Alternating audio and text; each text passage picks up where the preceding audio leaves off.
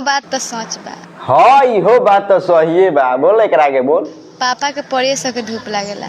पापा के पारा सके ऐसे ना लगे कि वो ऑलरेडी करिया करिया रहलन से ओकनी के धूपो लागी त एहसास ना हो कि ओकनी के मुहवा मतलब तनी झावल पड़ गल। ओकनी ऑलरेडी करिया रहलन से ऐसे तो ओकनी घाम महसूस मतलब लोग के ना दिखाई देला कि करिया हो गला और कैसे कि ऑलरेडी करिया रहलन से काहे न तनी करिया रहेला सर। इतिहास गवाह बा कि पितियाउत तोरा मौसी के लड़की ही आ करिए बिया आज तक ले केहू से घमंड ना कइल आ तोरा इतना घमंड छटकल बा कि पापा के पारा करिए रहेलन स ऑलरेडी ऐसे ओकनी के धूप ना लागेला। तो वीडियोआ देख ले ओकरा बाद पता चल जाई कि धूप केकरा लागेला केकरा ना लागेला।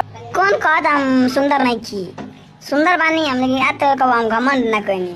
ये हमारे में खासियत है, कब घमंड हम ना कइनी। बात तो नहीं के बात